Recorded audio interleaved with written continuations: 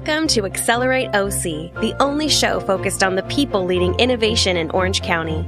Join our host, Kerry Ransom, in his conversations with the trendsetters, entrepreneurs, investors, and leaders here, because it's time to Accelerate OC.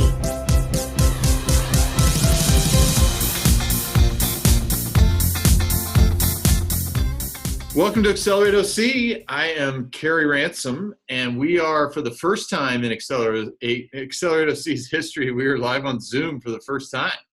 And today's episode is still sponsored by my favorite sponsor, near and dear to my heart, OC4 Venture Studio, which is a new tech startup company building platform and community that is building here in Orange County. And if you are looking for help with your startup or opportunities to work with the next generation of high growth companies here, or you want to be part of the Orange County startup community, you can go to oc4v.com and learn more. I am really happy to have this inaugural Zoom conversation, and which we are only doing it because of circumstances, with my friend Sinan Kanatsis. And really excited to have him on Accelerate OC today. We've talked at length about this over the last many months. And before we get to hear from Sinan and his amazing journey, his entrepreneurial stories, and he always has a lot of wisdom to share as well, let me tell you first a little bit about him. He is currently the CEO of KCOM, which is a PR and marketing agency that he started here over 20 years ago. And I believe he did it even while he was in grad school. He works with and has worked with many of the most prominent and largest companies here in Orange County on one hand, as well as some of the fastest growing and innovative ones as well. And he's also the founder and current chairman of the Internet Marketing Association, which is a global organization he started that connects and supports marketing professionals with leading experts, ideas, and insights. He recently spun off another group from that, of a group of senior executives and leaders called International Executive Council. And I believe the first chapter of it is here, principally in Orange County, but also in Southern California. And they bring together growth-minded leaders to learn and connect as well. So he's done a lot through the IMA and also with IEC.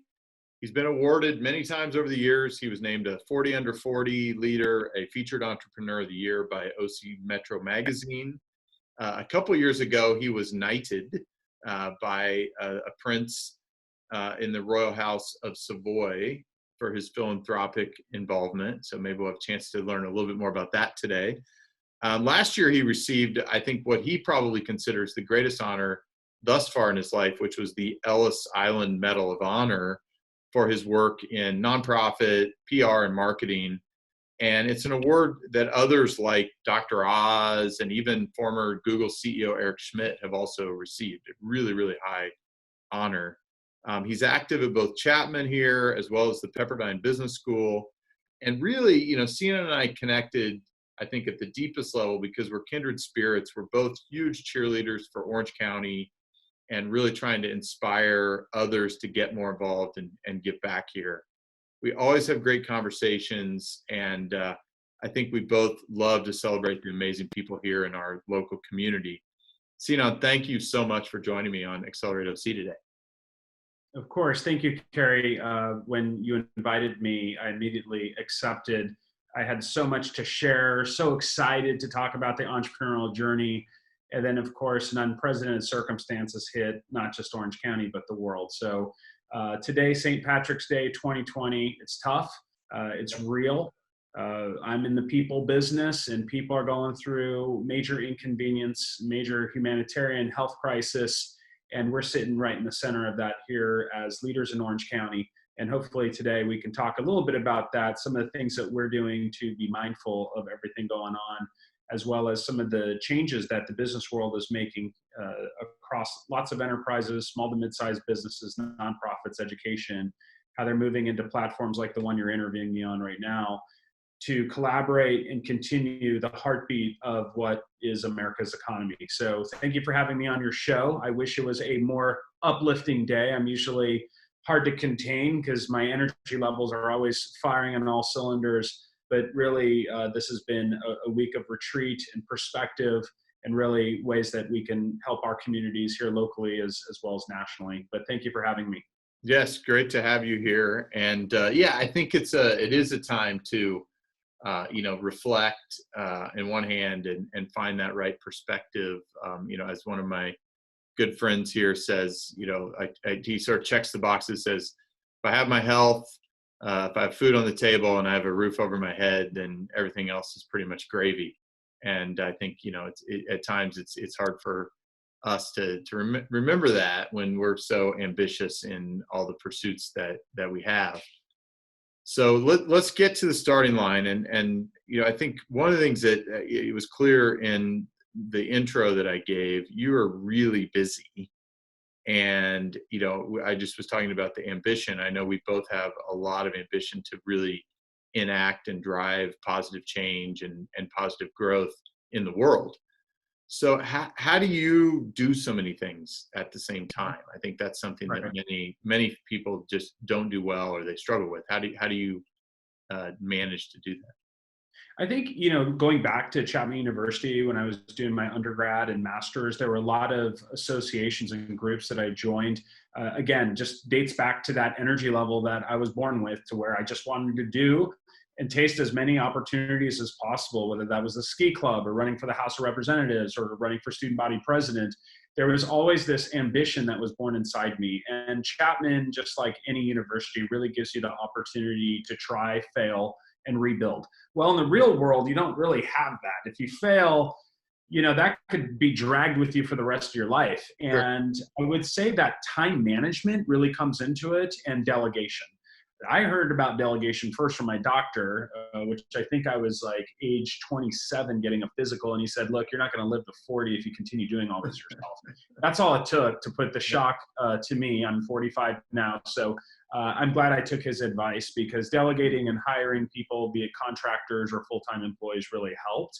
And being able to put some of the workload, the caseload, on people with better core competency, whether it's finance or coding or whatever those disciplines are that people are better than in me, really giving them that role and responsibility while I focused on leading the organization, developing the organization, implementing the vision, creating the vision, the areas that I eat and sleep every day, that comes natural to me. So the delegation is a big thing, Carrie. And I think as entrepreneurs, it's so hard to step back and start carving out some of the workload, because you naturally just want control. You want to make sure that you understand outcomes. You want to be the one that is responsible for the things that are happening. But as your business starts to scale, I'm in a professional services business, it's impossible to grow if you're the one controlling it. So I go back to time management. I'm very fortunate. I have a wife that is a complete partner in this. And, she supports me at home, because it's not just the business management of running 3 companies. It's 2 children. It's a household. It's all the other things that come with that balanced structure. So, it's having the right people that you can count on to help you fulfill, that stable growth.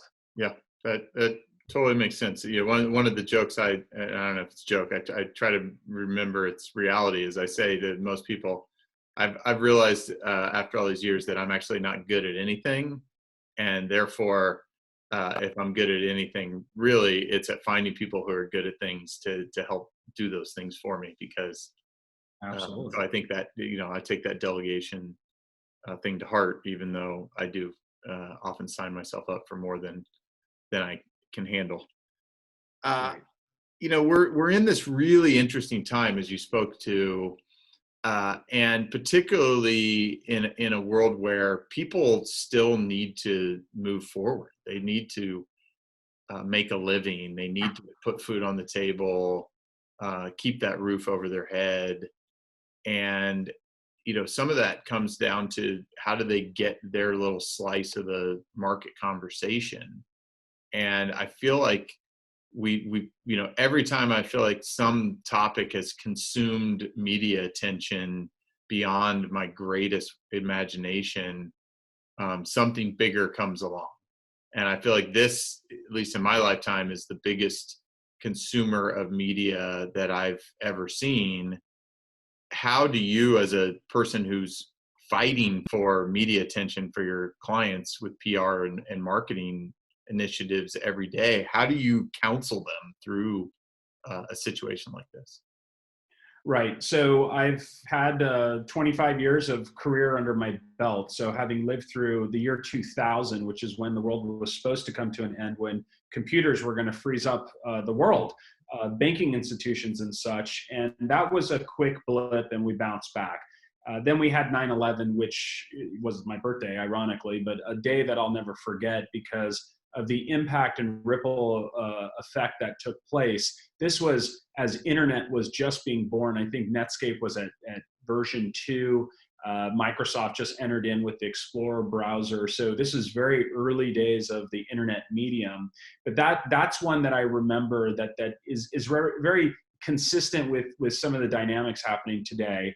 And then, of course, what happened in 2008 with our financial systems, the subprime meltdown, and just the cascading effect that took place with the Great Recession was very real here in the U.S. Mm-hmm. And, when I look back, I think about what we're going through this week and the imminent forthcoming weeks of the mode that we're in as humans, as business people that want to constantly move forward, but aren't equipped and are in uncharted territories. But experience builds wisdom, and that's what we all look back to realize, how did we deal with it back then? Because I recall the day of 9/11, my fear was a different fear. It was more of security, as far as national security and any sort of military action that was going to take place. There's a different sort of anxiety than I think what the modern American may be facing today, which is more around healthcare and about your loved ones and the concern going around hospitals being overloaded. These are unprecedented times for us. So it's disaster thinking. And the part that really concerns me the most is how the internet as a medium has not behaved well. The internet blossomed into this thing that really helped businesses grow, helped people get their messages out. It was sort of the internet 1.0, which is the World Wide Web, which gave birth to millions of websites, to Google, to Yahoo, to search engines and all. And then came internet 2.0, and that's where the internet stopped behaving well, because people's freedoms of speech started to turn from fact to potential gray area to theories. And that creates anxiety, and you compound what we're going through right now with that bad behaving internet creates the response that's happening, not just from organizations and governments, but from the humans that make up all these places, right, including us. And it's uncharted territory. It's a new world that we're living in. But I really believe that right now, we're going through a very hard time because of just the uncertainties, and that creates things that we don't like in ourselves and thoughts and that sort of stuff. But there really is always something over the horizon that we learn from. And looking back at 9/11 again, TSA was born from that, right? It's an inconvenience. It's something that we're going to have to live with probably for our lifetimes and the next generation. Added layers of security, added vigilance, the door locks that are on airplanes. These are all things that were born as a result of the crisis that we went through in 2001. Well, you're probably going to see some outcomes that are similar in nature from this situation that we're coming through, whether it's social distancing, whether it's extra sanitization, whether it's these large group events and how those are going to be modified. And this is a reality. So as a business owner, rather than just sitting back and just waiting to see what was going to happen, I really wanted to take action and activate my network. So we pulled together last week, and as PR professionals and communications professionals, we had a conference call and decided to write a communications plan really for all of our clients. Here are the best approaches to communicate with your stakeholders. Now, whether you're a small startup business or a large multinational enterprise, you have multiple people you're talking to. Be it your customers, your prospects, your employees, your workforce, all these people rely on communication. And as business leaders and organizational leaders, it's important to be consistent, use good word choice, and be brave. Step up and speak up, because those people that count on you for the paycheck and for the vision of the organization are counting on you today most. And so those are the things that we guided our clients with. So we sent out a memo that went through everything from how to use your website for crisis communications to staying on point to messaging. Mm-hmm. And many of our clients reached out to us right away to go through their plans and exercises with us. And that includes nonprofits as well as commercial enterprise. So there's a few thoughts on how we've reacted, Carrie. And I also took into play the IMA network. And we ran across one of our members who's based out of Seattle who contracted coronavirus. And she's a doctor and works for a big biomed company in marketing. And I did an interview with her on Friday, and it was very sobering to hear what the condition of her situation was. What were the symptoms? What were the outcomes?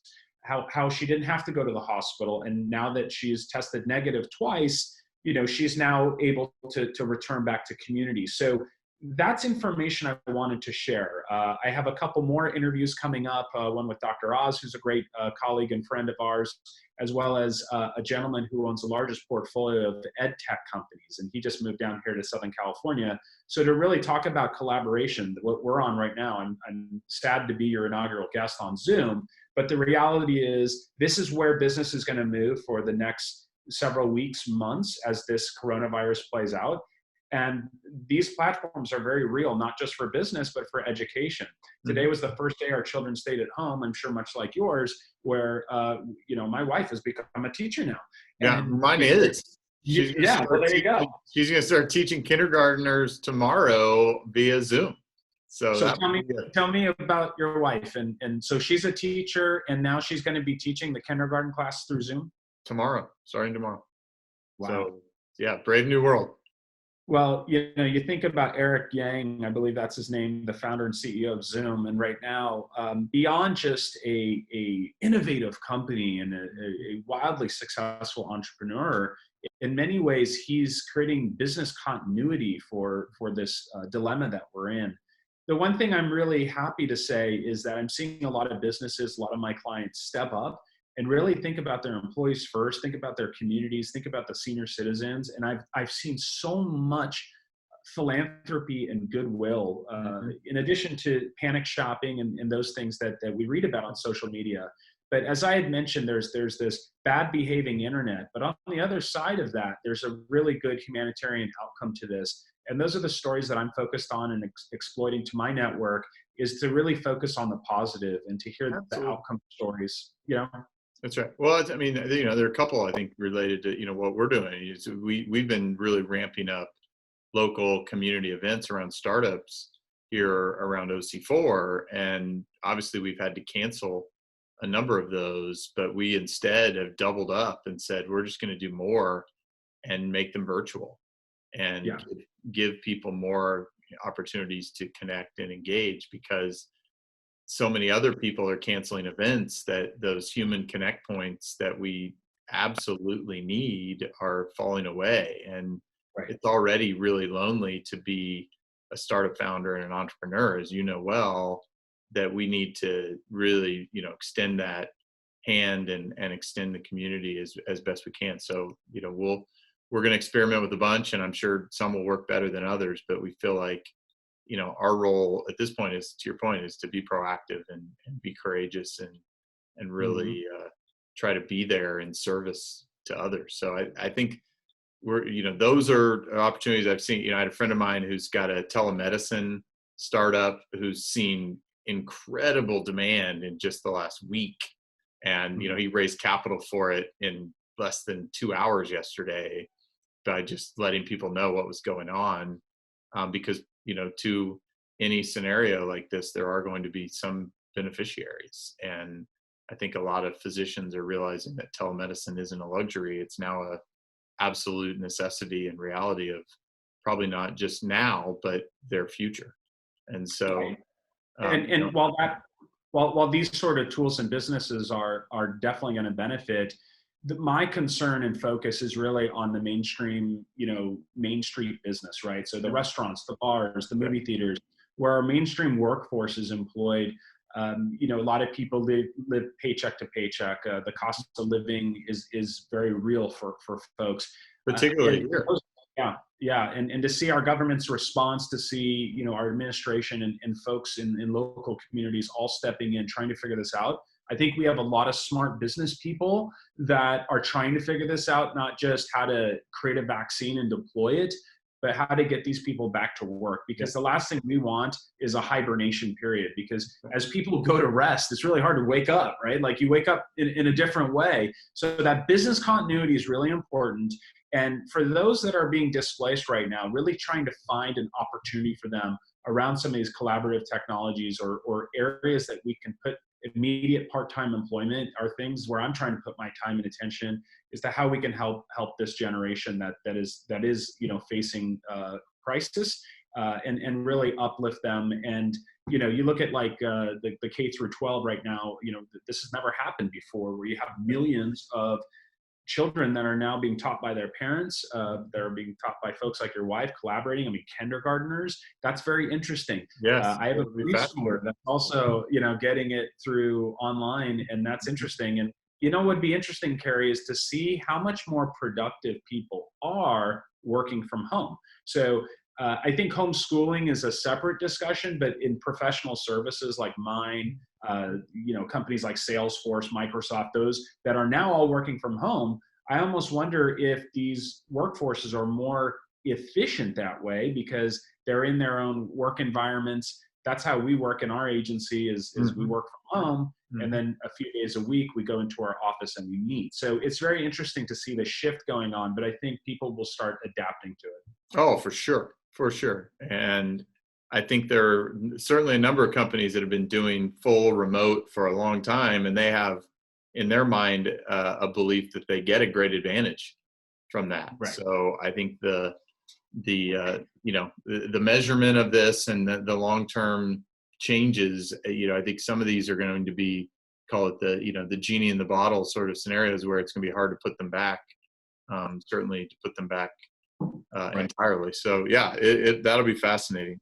So let's talk a bit about entrepreneurs. So there is a gene that I think we as entrepreneurs, this survival gene that we have, that we know, hey, there's a tough time ahead. We're going to have to figure out how to hunker down, how we're going to have to survive on one hand in the short term, but I think we also tend to have these longer term views of change. And we are, by the nature of being an entrepreneur, we tend to have this change the world attitude about us. So you've been one for a long, long time, starting even while you were still a student. What was it that really drew you to be that versus going a more corporate career path? I had parents that were educators, so came from very modest upbringings. And my father's father was an entrepreneur, and he created this really successful ride-sharing business called Dolmuş. That's what it means in Turkish. Is Dolmuş is like where you have multiple people sharing the fare of a ride. And these are like big cars that they used to use back then. So think about these large, older school Cadillac sedan DeVilles that could sit like 12 people comfortably. Well, those still exist. They're like in little minibuses now all over the Middle East and Turkey and parts of Europe. And so that entrepreneurial gene definitely skipped a generation and landed square right in my face. And I got a degree in public relations. I was a waiter at Olive Garden, and my dad said, hey, you're really good at serving lasagna. You should go into PR. And I discovered Chapman because my dad started the soccer program there. I found the PR program being very relevant, and I focused all this energy that I had to really just expanding how much I can learn at a university on a field. And I felt, going from Olive Garden, I really never had a job other than a gas station job, working at Things Remembered and being a waiter at the Olive Garden. And then going from that to starting my business. And I interned for a few months for a company. I really learned the ropes of the agency business. And I thought, wow, if I'm building websites and I'm being paid $25 an hour, yet they're marking it up to $125 an hour, I could sell better. And I very much respect that agency leader, but I need to start my business now. I got nothing holding me back. And that's a good thing for entrepreneurs is the less responsibilities you have as far as a spouse, children, bills, mortgages, car payments, all that, that's the time to strike. And I couldn't afford to pay my college loan, so I deferred into a master's program immediately. Chapman allows you to defer your loans and add more loans to the loans if you enroll in a master's degree. Brilliant. Yeah. And so I went for organizational leadership because that one didn't really require too much math. It was just more of leading organizations. I felt like this is something really intriguing to me. And then I got a certificate in HR. And while that was going on, I started my agency called KCOM. So that journey was really key. And as an entrepreneur, it was born there, Carrie. You know, that fire and that never quit mentality. And there's been so much adversity that I've faced in my life. I still face it, just in different ways now. It sucks, you know, and you have to have that tenacity to just look long term. A good friend of mine who's the CEO of IMA, who you've interviewed, Sean Conrad, you know, I'll call him and I'll say, dude, I'm dealing with this thing. What do you think? He always says, dude, just look long term. Think of this and break it down into small pieces and look at the long term outcome of this. And it's actually helped me in so many different ways.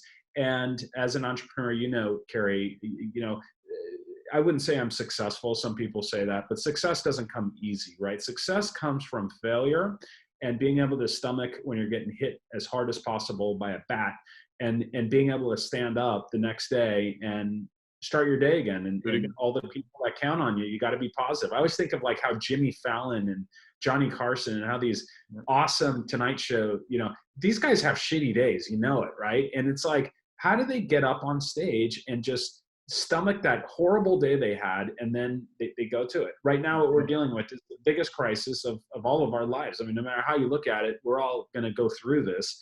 But I go back to what Sean Conrad says, you know, it's very proactive, is like, think long term. You know, what's the long term on this? You know, that there is a horizon point to this, as there is with anything in life. And it seems impossible in the moment, like, oh no, there's no way this is ever going to, like, you know, the page is never going to turn, but it will. And as an entrepreneur, you have to be ready for that. And it's something that comes with experience.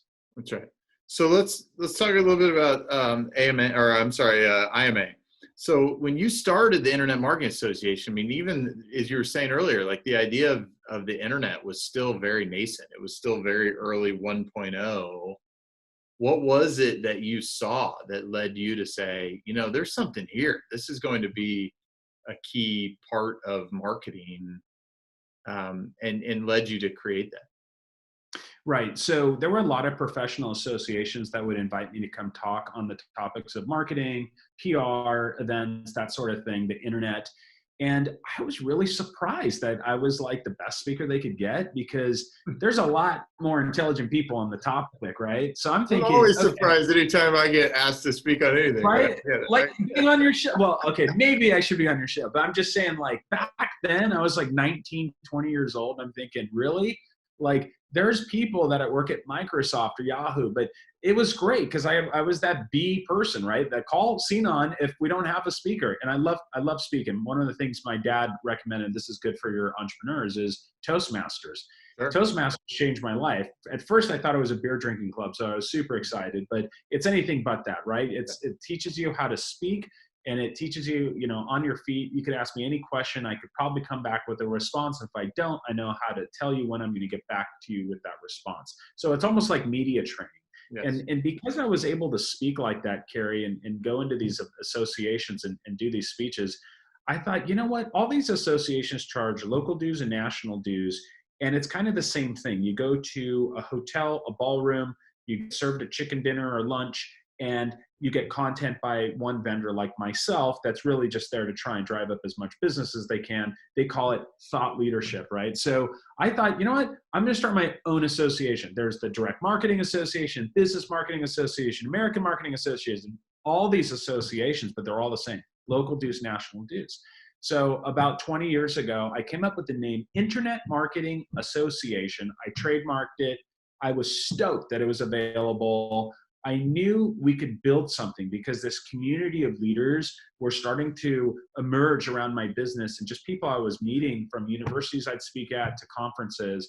And I just amassed all those business cards, and it started with like 30,000, and then it just started growing. And on a daily basis, we would get 20 to 100 memberships that come in through the website from all over the world.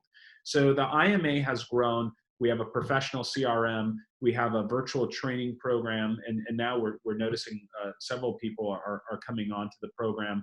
We have a partnership with Microsoft where 82 of their stores nationally, we put on IMA events. And then we have our annual conference called Impact. Impact has always been in Las Vegas. It's where my wife and I met. It's a city that I absolutely love. And it's a place where people feel like they can get away from wherever they're at. And it's got a great airport with lots of amenities, lots of hotel rooms, great dining. So we call it Impact Show, because the last thing I ever want is for my events to be like those events that inspired me to start the IMA. You were kind enough to come and judge our startup and pitch battlefield in 2019, and you got to experience some of that. So we go from entrepreneur Palmer Luckey to an Italian pianist, and we make it a show mixed with thought leadership. It's very unique and somewhat different than what the market usually offers. So obviously, given the circumstances of what we're all going through, it's amazing how in a matter of 2 weeks now, all that's up in the air, right? Because the IMA thrives on bringing people together. I believe that we are humans and we will come back to being together. And it's just, maybe our conference isn't 400 or 500 people, maybe it's 200 people. We'll see. But I think about some of these like really big events, like the Cardone events and the Tony Robbins events, and these big national conferences that have tens of thousands of people, concerts. How are we going to return to that is where my mind's focusing on, and hopefully we'll be proactive in those moments and think about it. Because I remember not too long ago there was all these like horrible things happening in these big events where they had to up security at concert venues and such. And now it's kind of a different thing. It's like an invisible enemy, right? So after we defeat this, it's going to be interesting how we go back to our ways. But that's how I started the IMA. This is where it's at. Most of our business is virtual, but we do those in-store events at Microsoft. We do our conference in Vegas. Those are the things I live and die for, Carrie, because I get to meet people from all over the world that are all inspired by learning about best practices, social media, search engine optimization, how to build a great website, those sort of things. And it just kills me to see what we're going through right now, because it starves that modern entrepreneur of something that they just want. And what's cool about us is if you want it for free, we'll give it to you for free. If you want to be a professional member, we'll teach you virtual training. You want to come to our conference, you can go to it. So anyone can really come into the IMA, and that's why we got so large. Well, I think that's a great story. And I appreciate that idea of being, super inclusive and, this big tent. And I think that's a good transition. We got a couple minutes left, but, last year I talked about a lot on prior episodes that, I got involved in this really exciting group here called the CEO Leadership Alliance of Orange County. And, for many, they now know that, a lot of the largest company CEOs here have stepped forward and said, we need to lead. We need to lead together as a group. We're better together, and we can create a shared vision of an Orange County that works for everybody. And I feel like, particularly at this moment in time, that has a lot of risk because of this crisis and what the economic fallout of that could be for a whole number of people. I'm really glad that you're also now involved in that too. A core part of this is about changing the fabric of the jobs that we have here and focusing more deliberately around innovation jobs, because those are the jobs that are the multiplier jobs. Those are the jobs that are enabling other local economies in this country to thrive, not just today, but on a go forward basis. How do you think we can do that better here? Right. So, when I think of Orange County, we've got like 3.8 million people across 34 cities. It's where I was born and raised, and now I'm raising my family. This is where my businesses are headquartered. It's a lovely place. We've got so many amenities, the best of education. We got the mountains, we got the beaches, we've got great healthcare. We have incredible businesses here. And a lot of Orange County, really, the modern Orange County and how it has evolved is really thanks to Don Bren. Don Bren was a visionary and still is, to a point where the pursuit of perfection and creating a lifestyle embraced by a beautiful canvas is what he's been able to pull off. And it's up to us to carry that for generations to come. And it's really the greatest gift that he could have given to all of us that get to live, our children that are being raised here. It's a great hub for business, for commerce, for leisure, for hospitality. There's so many wonderful things that are going to be born at the Great Park.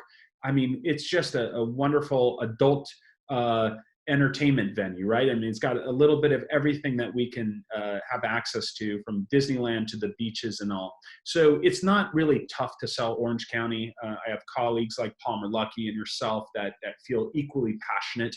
And I think that's why folks like Doug Wilson and Mark Percy from the CEO Alliance have really looked upon us to educate our stakeholders and people about all that Orange County has to offer.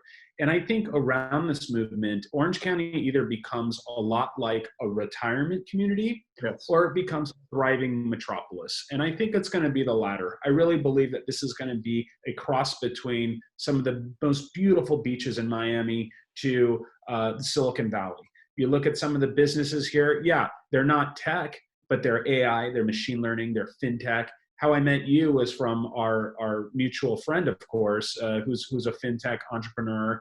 And, you know, it's those sort of people that really bring innovation to Orange County. I don't think we should be a leader in tech. I think we should be in the leader in the things that we're already leading. Look at Edward Life Sciences with the heart valves that they're making, and Medtronics, and all these incredible employers that are here, like the Automobile Club of Orange County, Disney. We've got so many incredible workforces here. But we also have some innovation that is incredible, you know, and it's enviable. You look at Palmer Luckey; he could have picked anywhere he wanted in the nation to open Anduril Industries, and he picked Orange County. And that's going to be wonderful for our region, because a lot of businesses are going to be born, a lot of vendors are going to be working for him. You know, it's the real deal. So these are the things that I think about, and you know, I'm excited to be part of that CEO Alliance, and there's a lot of networks and communities that we've been able to connect with the folks over there. And again, I credit Don Bren and his, you know, talk about an entrepreneur who never gave up.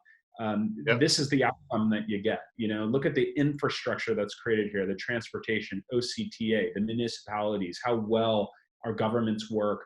I'm very proud of Orange County, and I think it's a leader for the rest of the nation, if not the world. Well, that's awesome. Thank you for sharing. So we're running up against time. So final lap, one of the things I always ask my guests to do is to share kind of a piece of advice or a lesson that really sticks with them.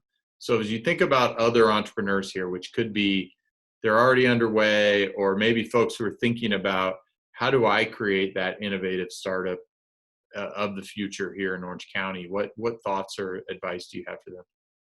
Right. So, you know, one of the things, like if you look back at how I started my businesses, I was really good at programming, just generic code, as well as communications and public relations and Toastmasters, right? So I had all those skills make a baby, right? And so find a way to carve a niche for yourself. Find a way to be different from other people that are doing what you do. So like Sean Conrad, who I mentioned earlier, right? He is CEO of IMA, but he's also a principal at Epic Insurance.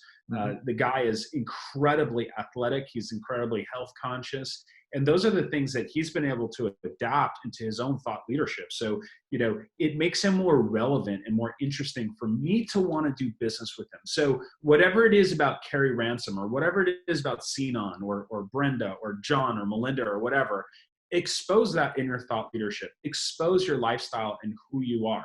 A lot of our clients will guide them like, don't just put another photo of yourself in a suit in the newsletter. Like, what are the things that really make you passionate? Is it mountain biking? Is it spending time with your children? Well, put that photo in there, because that's how people connect, is that authentic self. Yes. That authentic self is so important. And especially with this newer generation, there's so much variety in that authentic self with the things that people are into. Like Hall Roosevelt at our company, he's an avid mountain climber. He loves the outdoors. And the pictures and the things that he sends back to us is so uplifting for a lot of us that don't do those things. So those are the things that people are drawn to, is more the human things. And you know, one other bit of advice is just be cool to people. You know, like if someone doesn't want to hire you or work with you, or something doesn't go your way, don't get upset. You know, just absorb it That's entrepreneurship. That's leadership. You have to hear a lot of no's. Yeah. I mean, for every 5 no's, you get a yes, maybe a maybe. Okay. Then every 10 no's, you get a yes, right? Get used to rejection because it's humbling. You learn. And then, as my dad would always say, you're not going to enjoy success if you don't have failures. That's and right. when you get, it's going to taste so good and it's going to feel so good. And you're going to be so proud of yourself, and share your success so people know how to, expand upon that. So those are my advice. And, it's been an absolute honor. I love working with you, Carrie, the work that you're doing. I'm so glad that Kyle Camerouz introduced us. And, I feel like we're just getting started in many ways, and the things that we're going to be doing in the years to come. And it's leaders like you that are going to help direct and shape the county. So it's an honor to be part of this. Well, I'm so grateful that you joined. I mean, you have set a standard here, I think, in Orange County by, your service heart, your service attitude, and, all that you do to connect others, to serve others. And I think it inspires a lot of people, Sinan. So thank you for being you, for being your authentic self, and for being part of the Accelerate OC family. You are certainly doing your part as we try to move things forward here in the years to come. So thanks for joining me today. Absolutely. Thank you, Carrie. Best to you, your family, your audience, everyone that's involved, and you can count on us and our resources to support you as well. So thank you very much. Have a good rest of your day. You too. Talk soon.